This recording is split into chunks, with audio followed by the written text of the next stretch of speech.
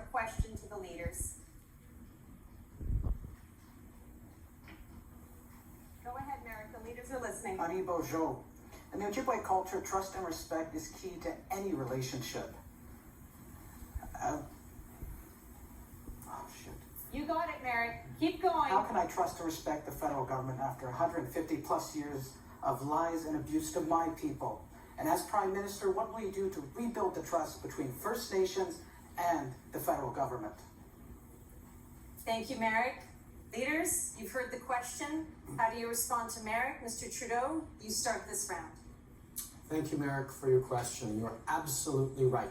Over the past 150 years, Canada has failed in its relationship with Indigenous peoples. People who we should be working with in shared stewardship of the land, working with in partnership as we draw from the bounty and the beauty of this land to build a better future for all. That is why over the past 6 years, we have stepped up on the path of reconciliation. We have ended boil water advisories in 109 different communities. We have made sure that tens of thousands of young people get to go to school in better classrooms. We continue to move forward on fighting fighting for the missing and murdered Indigenous women and girls, and ensuring a true partnership as we move forward in respect. Mr. Blanchet? Your question is quite moving. I would say that no one is entitled to tell any nation what to do or what to think, and that every nation has to be recognized as such.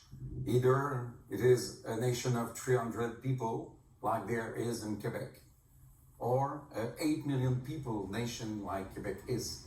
It calls for a relationship between equals. It calls for a relationship in which nobody tells the other party that they are stronger, bigger, richer, and therefore you will do as you are told, even if we say it politely.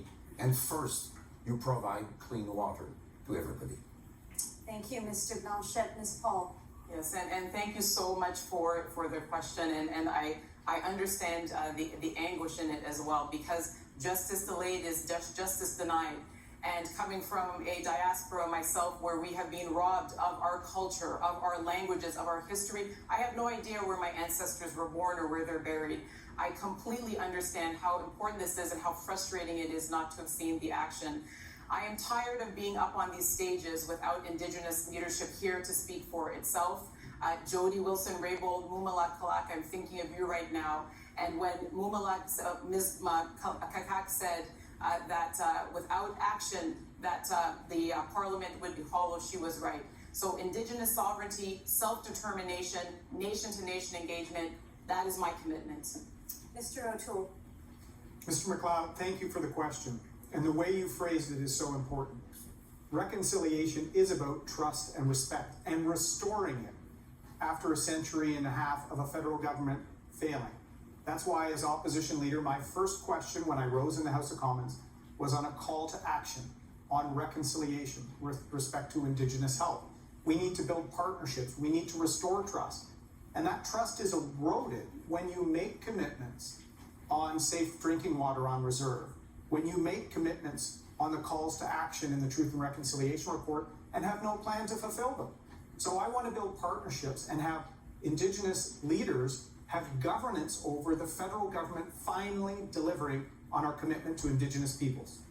Mr. Singh? Thank you very much, Merrick. Thank you for your question. How to restore trust? How do you restore trust when Indigenous communities suffer injustice and it continues in an unbroken line to this very day? How do you restore trust when you've got a prime minister that takes a knee one day and then takes Indigenous kids to court the next? And how do you restore trust in a country as wealthy as ours, a G7 nation in the 21st century, that still does not provide clean drinking water to every single Indigenous nation? It starts by actually walking the path of reconciliation, not with the empty words, but real action, clean water, nation to nation, and respect. Okay, thank you, Mr. Singh. Merrick, did the leaders answer your question?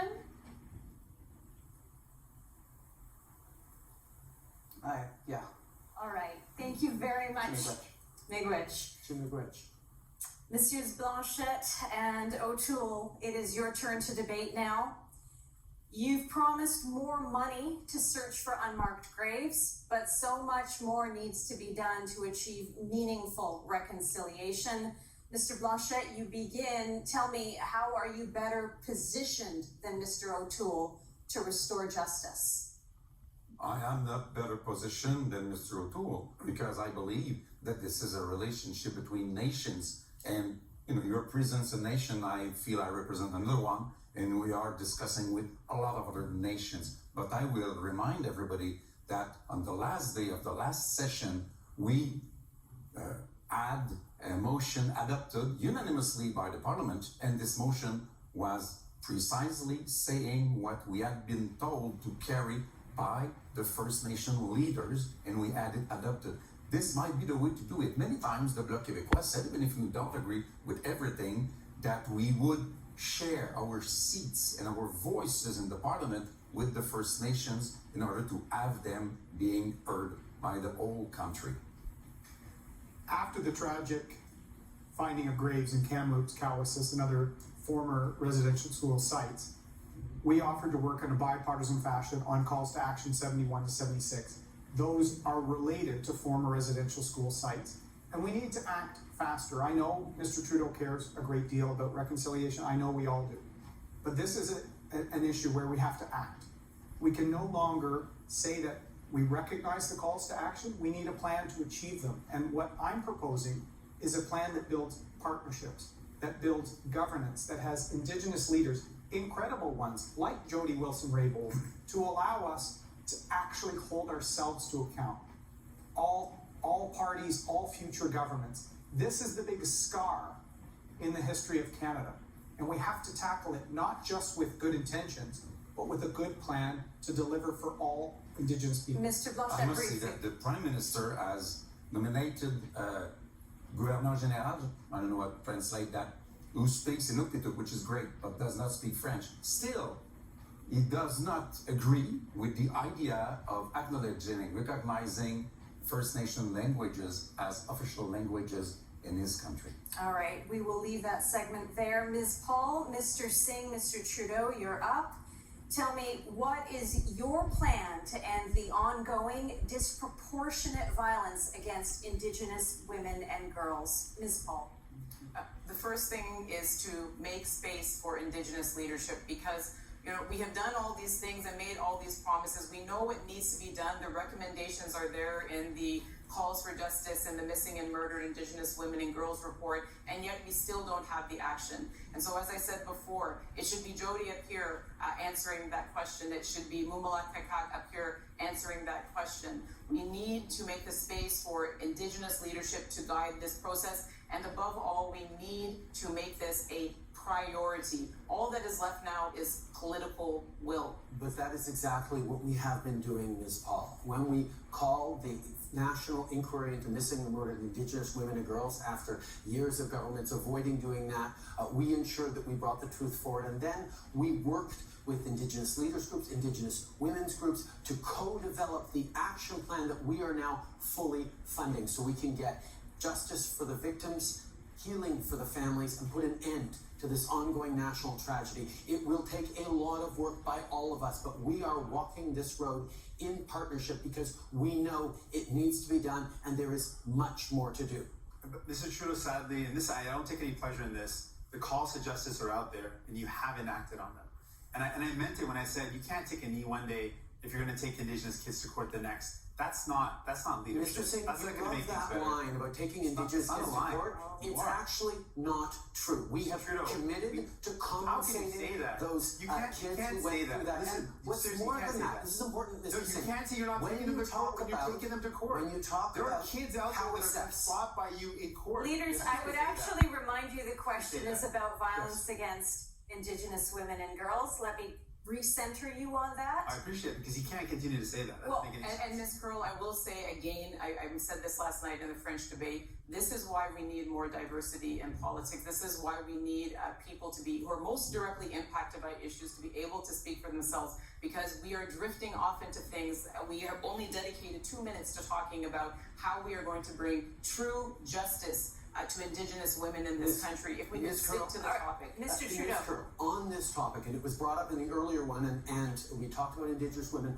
I want to talk about those kids buried in unmarked graves across the country, because it was a tragedy for all Canadians, one long known by Indigenous peoples. But when I went to Cowessess to speak with Chief Cadmus DeLorme, we not only grieved those kids, we signed an agreement, a landmark agreement, to keep kids at risk in their communities, to take them out of the provincial system. That is how we move forward. It took years to sign that agreement, but we got it, and we are empowering Indigenous communities. Mr. to care Trudeau, for we're their out own of kids. time. Mr. Singh, I'm going to give you very brief moment to respond. Briefly, we're over time. we need to implement all the calls to justice. We need to listen to Indigenous women and girls. We need to make sure that they're safe, and we have the steps they've laid out that we need to follow. All right, thank you very much, leaders. Now I'm really pleased to welcome Melissa Ridgen of APTN News. Melissa's going to be asking you each a direct question on our theme of reconciliation. Your first question, hi Melissa, is to Mr. Blanchette.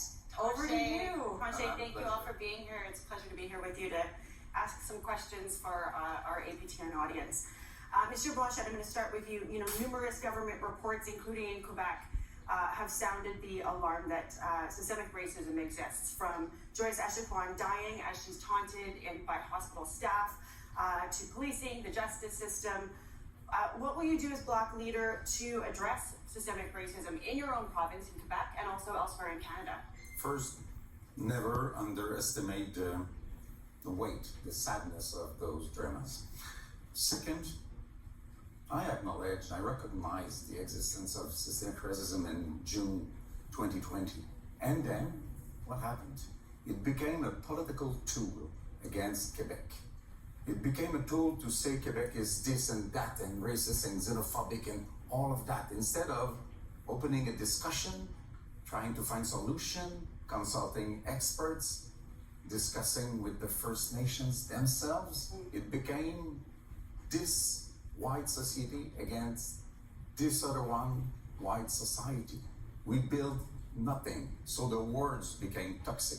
I'm What are you absolutely going to do? Where open do to we the go from idea there, then? of discussing all of that on a quiet stage without this aggressivity, being aggressive as this debate has become. All right, Mr. Blanchette, we have to move on. Your next question, Melissa. This question's for you, Ms. Paul. You know, Canada has more children in government custody right now than at the height of residential schools. New legislation, child welfare legislation, actually takes the onus on and puts it on the First Nations communities to bring their kids back, cleaning up the mess that Canada has created, essentially. And those children are going to have to be brought back to all of those same problems that still exist, that were the grounds for apprehension. What would you do in the House of Commons to make sure that poverty and trauma issues are addressed? Thank you very much for that question, and absolutely, we mentioned that not that long ago in one of our statements that the residential school system had been replaced by children in care, and that this was just perpetuating the legacy of trauma. It really comes back to what I said before, which is that the Indigenous leadership is there. It is ready to guide all of these processes. We have all of the recommendations we need. What we are missing is political will. What we are missing is those who have been in power for a very long time, making space for new voices and diverse voices. I actually had to pull my jaw up, which just dropped, when I heard what Mr. Blanchette said. I invited Mr. Blanchette to get educated about systemic discrimination. I'd extend that invitation again. I would be happy to educate him. It's nice to want to educate This me. is my time, sir. It is. Thank you. So nice time to insult people. That was not an insult. It was an invitation to educate yourself. This is leader direct questions, There Melissa. should be some Mr. decency in Blanchette. this debate. I Since I'm many minutes behind everybody else, there should be some Mr. Blanchette, decency you in have the had debate. every opportunity to It's your jump in an open responsibility, debate. not mine, but some things And cannot I am be said. fulfilling my responsibility, sir. Melissa, we're going to keep moving on. Is Your it my next- turn? It is your turn. Thank you. Mr. Trudeau, this is for you. You know, your Liberal government has turned Indian affairs into two separate, massive bureaucracies that eat up large portions of funding that will never see it on to reserve. It doesn't leave the bureaucracy. You know, you've promised clean drinking water, but billions of dollars later, that's not happened. Many still do not have clean drinking water. You know, Canadians and Indigenous people are losing patience with the lack of results from all of this spending. So I guess the question is, why would they believe you this a third term that they would get results and you would be accountable for all that spending? One of the enemies of progressive politics, Melissa, is cynicism, is discounting the hard work that millions of people have been involved in over the past years. And yes, there's always more to do. Progressives always know there's more to do. But when we came into office, there were 105 long-term boil water advisories. We lifted 109 of them, and for each of the ones that are remaining, we have a project lead, a project team, and an action plan, and we're going to lift those all. There are tens of thousands of kids across this country, Indigenous kids, who've started the school year in new schools or refurbished schools.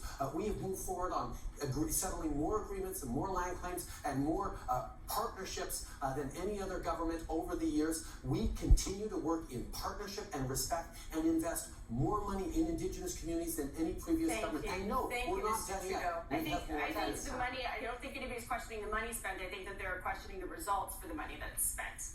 My next question is to you, Mr. Singh. You know, federal forces, including the RCMP and the Department of Fisheries and Oceans, have been used throughout Canada's history to prevent First Nations from exercising their treaty rights to fish and to hunt and to defend land and water. And this is happening right now on both coasts, including under the NDP party in British Columbia with regards to fishing and logging. So my question would be to you, as Prime Minister, what would you do to ensure Indigenous rights and title are finally respected in this country? I really appreciate the question. First of all, we need to respect Indigenous treaty land and rights. That's a fundamental step towards walking the path of reconciliation in a real meaningful way. But you mentioned the RCMP, and I got to talk about the really sad reality that there's been violence, heavy-handed violence against Indigenous communities, against peaceful protesters, and I have long called for reform of policing. When I was in the provincial level, I fought against carting. I've continued to use every platform I have to say, we've got to stop the use of force, we've got to overview it, we've got to change the RCMP's mandate, and that's something we can do at the federal level. That's something that Mr. Trudeau said he would do and yet has yet to do, and it's something I'm committed to making sure happens. Mr. O'Toole, next question is for you. You know, you voted against the UN Declaration on the Rights of Indigenous People that would share decision-making power with Indigenous people over what happens on their land, and you also want to criminalize Indigenous dissent that's expressed through blockades or protests. So the question is, if you were Prime Minister, how could Canada build a respectful nation-to-nation relationship with Indigenous people? Thank you, Ms. Ridgen. And this goes very similar to Mr. McLeod's question on trust and respect. I want to build those partnerships. And that's why our only concern with the United Nations Declaration was how free and prior informed consent was defined so that it didn't stop partnerships from being formed. I'm really glad to say one of the early leaders behind the UN Declaration, Chief Willie Littlechild, has agreed to serve as a special counsel to me on the implementation of that to make sure that there are partnerships and opportunities. What I want to do as Prime Minister is build that type of nation-to-nation dialogue and partnership so that the next generation has intergenerational wealth and opportunity transfer, not trauma. And building that trust will be core to me. It's why, as I had said, my first question was on reconciliation. We have to make progress. All right, thank you, Mr. O'Toole. Now we move on to open debate. A reminder that Melissa will be here to keep the leaders on theme. I will be here to do my best to keep you on time. And all of you have an opportunity to jump in after Mr. Trudeau begins with a question from Melissa. Okay, I think if there's one thing that Canadians and Indigenous people can all agree upon, it is that this Indian Act system is not working for anybody. How would you dismantle this broken top-down system, and what would you replace it with that would ensure that Canada still is living up to its constitutional obligations to Indigenous people? First of all, we are looking forward to dismantling the Indian Act. It is a commitment of ours, but it is not something that Ottawa gets to decide. And what replaces the Indian Act will vary from community to community as we live up to our obligations. And that's why over the years, as we move towards self-government, we have accompanied communities, some who want to start with health, some who want to start with education, some who want to start with economic development. Every community, every nation across this country gets to help define what its path is forward. We will be there to listen, to partner, to build a better future every step of the way. The way to go forward is to listen to leaders. And Mr. Trudeau ignored one that he had in his own cabinet, Jody Wilson-Raybould. That was a huge lost opportunity. We've been speaking to people with how we can accelerate treaty resolution. There are some treaty negotiations, Ms. Ridgen, that have been going on, as you probably know, for decades. We need to solve it, and we need to work with Indigenous leaders. There's incredible Indigenous leaders in nonprofits, in the private sector, in industry, in academia. We need to use that governance capacity to finalize treaties and build partnerships. Absolutely. Because the best way forward is success for Indigenous peoples alongside their neighbors, alongside Mr. Singh and then Mr. Trudeau. I'm coming to you, Mr. Trudeau. Just Mr. Singh. on this one point, I think absolutely the solution has to be Indigenous-led. And I think that's the starting point. And for a long time, we've seen that there's been a top-down approach that has to change. There has to be Indigenous people at the table. But I want to talk about the impacts, so just so we understand how severe this is, how the Indian Act is creating injustice and perpetuating injustice. I spoke to B, who's a young woman, a young girl who lives in Niskantiga. And she told me in her own voice, she said, I'm a 12-year-old girl and I'm fighting for clean drinking water. How does that make any sense? Those words haunt me to this day. I think about what 12-year-olds do, and they certainly aren't fighting for clean drinking water. That is a legacy. That is the impact of the Indian Act. I want to go back to what Mr. O'Toole has been saying, because he's very able at saying all the right things, but there are countless examples of him actually not living up to his words. We've seen it on a number of times during this campaign, but on Indigenous issues specifically. He says we need to listen to Indigenous people. Well, he proposed that he would raise the flags that are at half-mast for the kids in unmarked graves in residential schools. And he didn't talk to or listen to any Indigenous leaders when he made that decision. And that's something that is important and symbolic, but wouldn't cost a cent. How do we believe that he would be able to actually make the investments earlier necessary? Hold on, I'm going to give Ms. Paul and Mr. Blanchette a chance to jump in. We haven't heard from them yet. Time permitting, I'll come back to you, Mr. O'Toole. And I really again want to I asked Mr. Trudeau to move immediately. Hold on, Ms. Paul. I really just want to try to recenter our conversation on Indigenous peoples and what we are going to do to fulfill the many unfulfilled promises and commitments that have been made. And I would say, perhaps to pick up on what has been said, that it seems all too often that reconciliation is treated like a buffet. You can opt in for this, pick this plate, but not the other one. And that applies to what we've seen with Mr. Trudeau and the Liberals. You can't, on the one hand, say reconciliation and then go and not allow Mi'kmaq fishers to be able to have a decent, moderate living for all of these years. You can't call reconciliation and then take Indigenous peoples to court. But Mr. Singh, you also can't say reconciliation and then support the NDP government in putting pipelines through Indigenous territories, or support Line 5 after the Anishinaabe made it very clear that they did not support that project. Ms. Paul, I'm going to allow Mr. Blanchette to get in. He's been signaling he wants to. Yes. I will come back to the two of you. Mr. Blanchette. First Nations and Quebec have something in common. They are binded by a document they never signed. And any relationship between nations should be dealt with freely signed treaties or agreements or something. The Indian Act has to be replaced one nation at a time, if need be, by and with freely signed treaties and agreement. There's no other way.